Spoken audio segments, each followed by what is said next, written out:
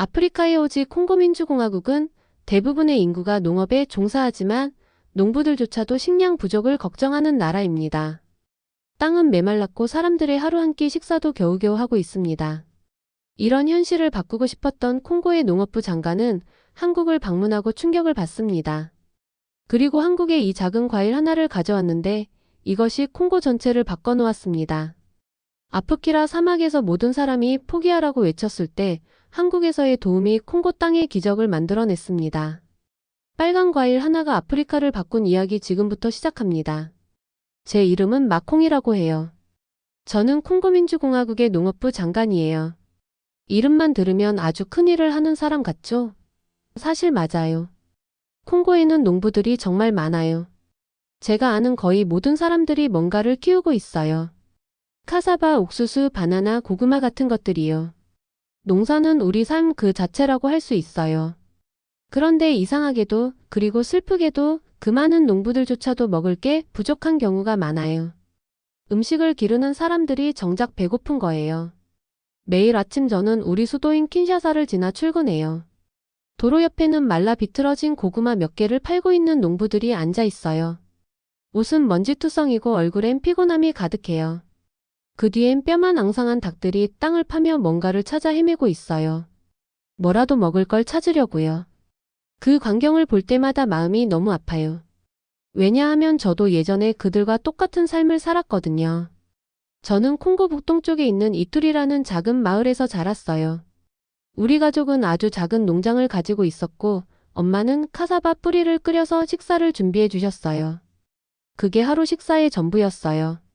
운이 좋은 날엔 말린 생선 한 조각이 들어가기도 했고요. 그게 저희에겐 특별한 날이었죠. 그 시절의 배고픔을 저는 아직도 생생하게 기억해요. 밤마다 배에서 꼬르륵 소리가 나는데 마치 환한개가 안에서 으르렁거리는 것 같았어요. 저는 일부러 배고프지 않은 척했어요. 어린 동생들이 더 많이 먹을 수 있도록요. 그래서 제가 장관이 되었을 때 제 자신과 약속했어요. 이 상황을 꼭 바꿀 거야.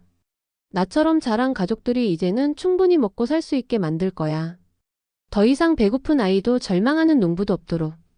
그러던 어느 날 저는 북하부 외곽의 한 마을을 방문했어요. 땅은 갈라져 있었고 바짝 말라 있었어요. 햇볕은 너무 뜨거웠고요. 그 마을의 한 농부가 제게 이렇게 물었어요. 장관님, 저희가 뭘 그렇게 잘못했길래 이 땅은 늘 목이 마른 걸까요? 그 사람의 손은 딱딱하고 상처투성이었어요. 나이보다 훨씬 늙어 보였고요. 저는 아무 말도 하지 못했어요. 마음속에 무거운 죄책감만 가득했어요. 그날 밤 아내 린다에게 말했어요. 무언가를 바꾸고 싶어. 우리 아이들 그리고 콩고의 모든 아이들이 더 이상 배고프지 않았으면 좋겠어. 근데 어디서부터 시작해야 할지 정말 모르겠어. 린다는 저를 바라보며 웃었어요. 당신은 해낼 수 있어요. 당신은 절대 쉽게 포기하는 사람이 아니잖아요. 그래도 마음속은 여전히 복잡했어요. 방향을 못 잡고 있었거든요. 그런데 진짜 놀라운 일이 일어났어요. 대한민국에서 농업 프로그램 초청장을 받은 거예요. 맞아요, 한국이요. 저는 그때까지만 해도 한국을 TV에서만 봤어요. 그래서 속으로 생각했죠. 뭐 그냥 형식적인 방문이겠지. 악수 몇 번 하고 사진 찍고 그러고 돌아오겠지. 근데요, 완전히 제가 틀렸어요.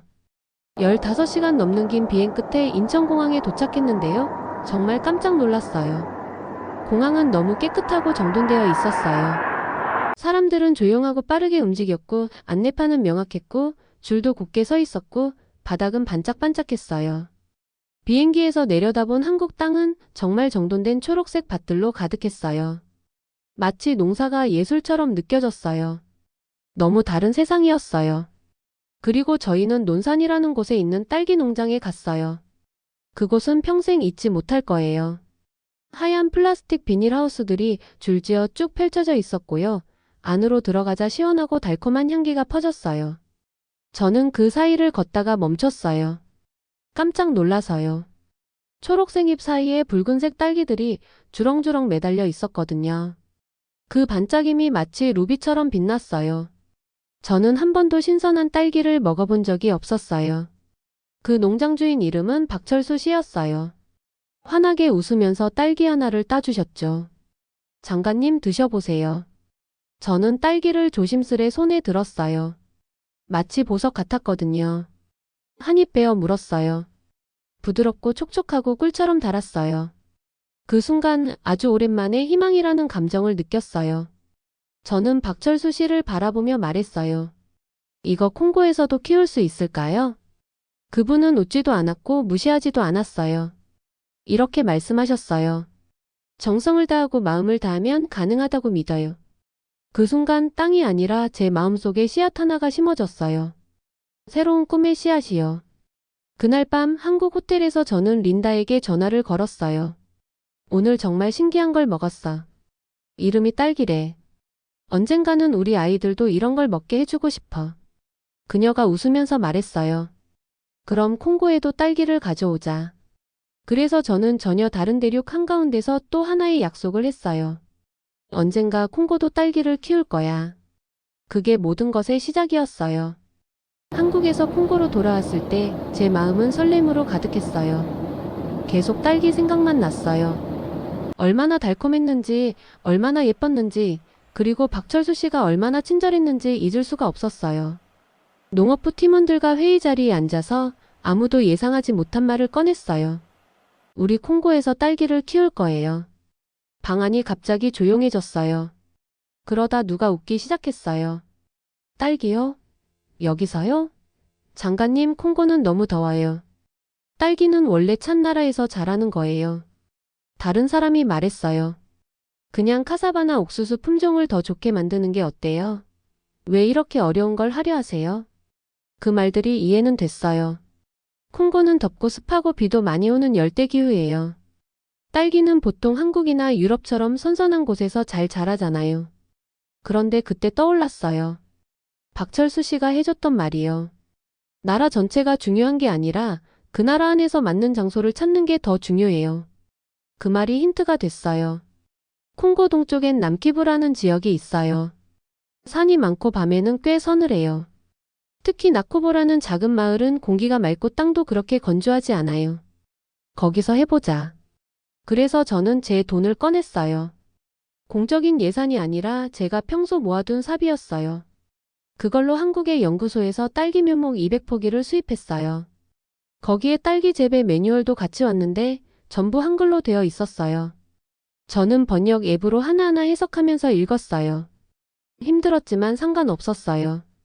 마치 생명이 달린 것처럼 그 매뉴얼을 열심히 읽었어요.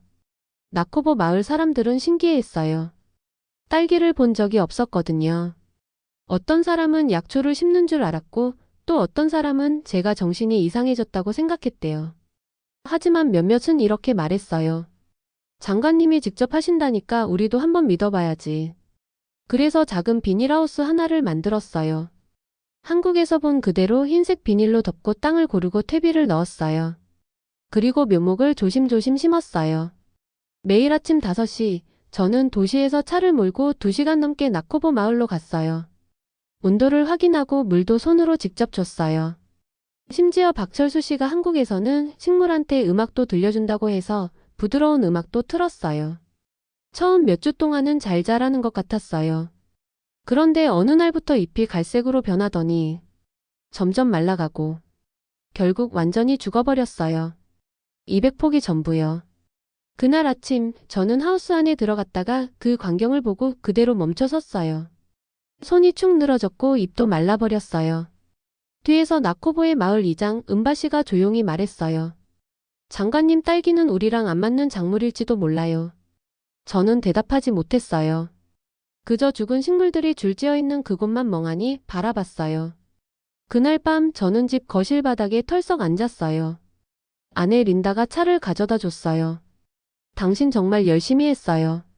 린다가 속삭였어요. 아니야, 부족했어. 제가 고개를 저었어요. 우리 사람들에게 새로운 걸 보여주고 싶었는데, 희망을 주고 싶었는데. 그러자 갑자기 린다가 물었어요. 한국에 있는 그 친구한테 다시 물어보는 건 어때요? 맞다. 박철수 씨. 전화를 걸었어요. 새벽 시간대였는데도 받으셨어요. 마콩고 장관님. 늘 그랬듯이 반가운 목소리였어요. 딸기 잘 자라요?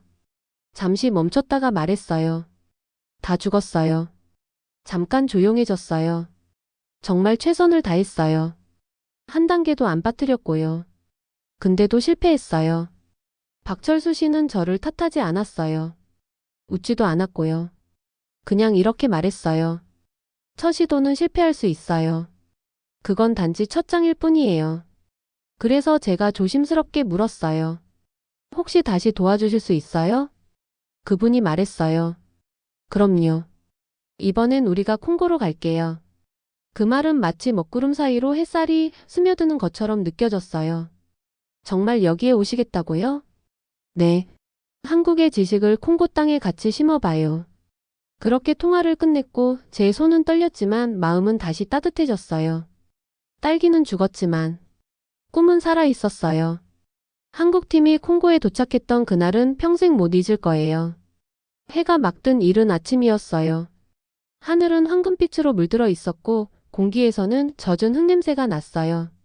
저는 북하부 근처의 작은 활주로에 서 있었는데 심장이 북처럼 쿵쾅거렸어요. 몇 달 동안 기다렸는데 정말로 오신 거였어요. 한국에서 온 제 친구 박철수 씨가 먼저 내렸고 그 뒤를 이어 한국농촌개발청의 전문가 5분이 함께 내리셨어요. 마콩고 장관님.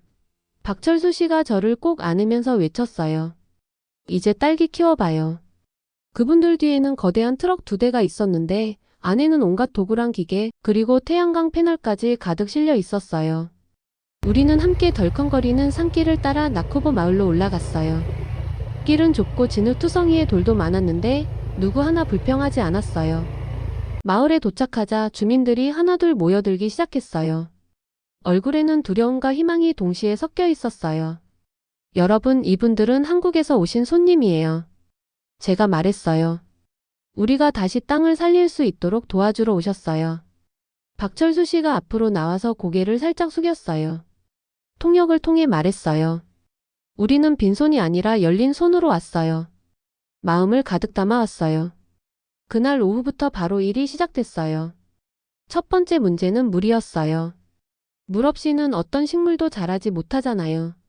마을에 있던 오래된 우물은 말라 있었고 어떤 주민들은 물 몇 통을 얻기 위해 20km를 걸어 다니고 있었어요. 그런 귀한 물을 농사에 쓰자고는 차마 말할 수 없었어요.